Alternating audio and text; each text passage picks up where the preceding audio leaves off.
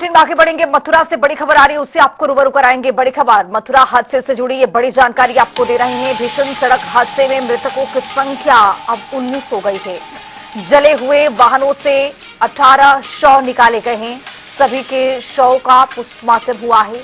Yamuna expressway पर कोहरे के कारण जिस तरह से ये दर्दनाक हादसा पेश आया, जिसमें 18 लोगों ने अपनी जान गंवा दी है। कुल मिलाकर 19 आंकड़े हैं, लेकिन 18 जो शव है वो बस से निकाले गए हैं, जले हुए वाहनों से निकाले गए हैं। एक के बाद एक 7 बसें आपस में टकराई, 3 कार भी आपस में टकराई, जिसमें देखा गया कि सड़कों पर किस तरह से अफरा तफरी मची और इसमें 19 लोगों ने जान गंवा दिया है। ऐसी ऐसी तस्वीरें निकल करके सामने आई, जिसको आपने भी देखा। दिल को झकझोर देने वाली वो तस्वीर थी, जिस तरह से मथुरा में यमुना एक्सप्रेसवे पर यह बड़ा हादसा कोहरे की वजह से पेश आया।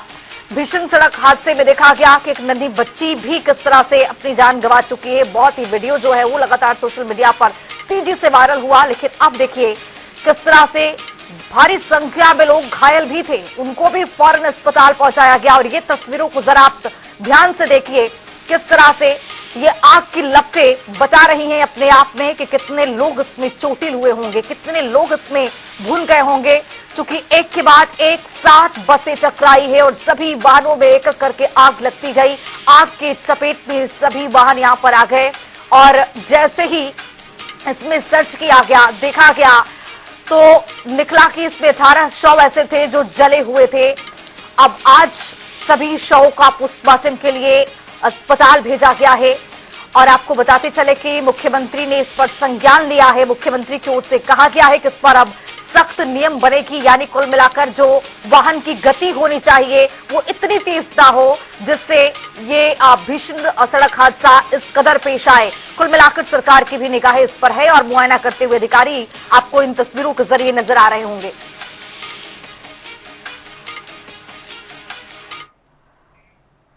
इसी बीच एक और बड़ी खबर आ रही है, उससे भी आपको रूबरू कराएंगे। बड़ी खबर मथुरा हादसे के बाद सीएम योगी सख्त हो गए हैं। एक्सप्रेसवे पर नई स्पीड लिमिट लागू, आखरा और पूर्वांचल एक्सप्रेसवे पर नियम लागू उन्होंने कर दिया है, करने के लिए आदेश दिया है।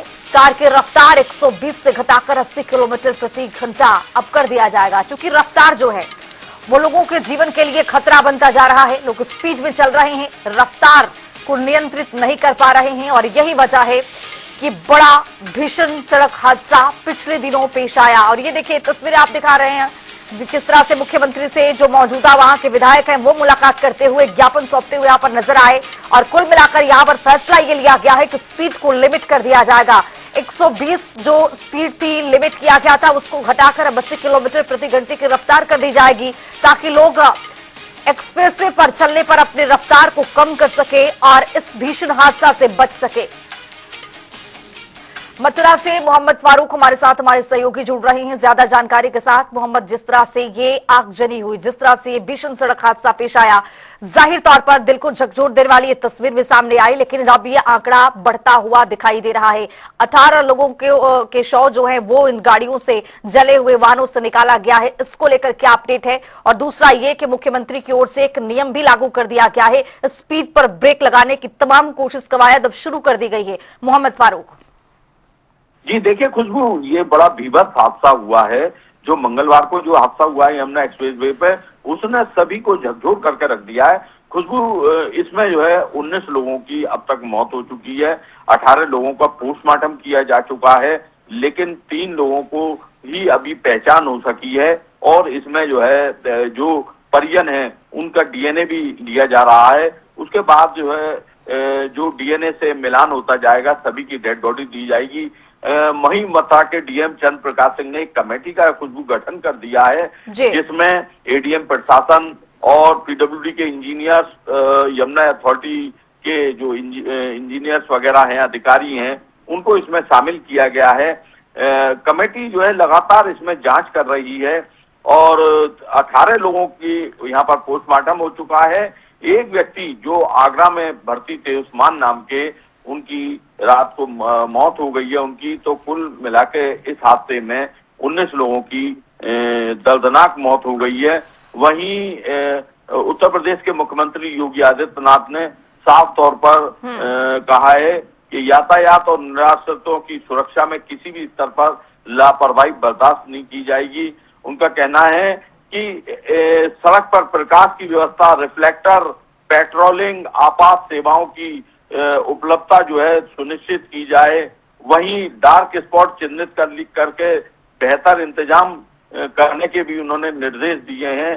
स्पीड जो गति नियंत्रित है उसको भी उन्होंने घटाने के लिए कहा है।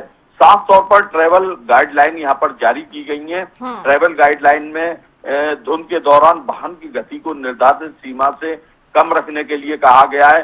वहीं मथुरा के ARTO प्रवर्तन ने भी गाइडलाइन जारी कर दी है और एक्सप्रेसवे पर बार बार लेन बदलने से भी बचने के लिए उन्होंने कहा है। ओवरटेकिंग बिल्कुल ना करें, पूरा बहुत घना है तो बिल्कुल रिस्क ना लें, अपने वाहनों के पीछे रिफ्लेक्टर टेप जरूर लगवाएं। तो खुद इस तरीके से जो है मुख्यमंत्री योगी आदित्यनाथ ने खुद इस पर संज्ञान लिया है और तमाम गाइडलाइन की जारी करी है उन्होंने साफ तौर पर अधिकारियों को निर्देशित किया है कि कहीं भी सुरक्षा में चूक होती है तो किसी को बख्शा नहीं जाएगा।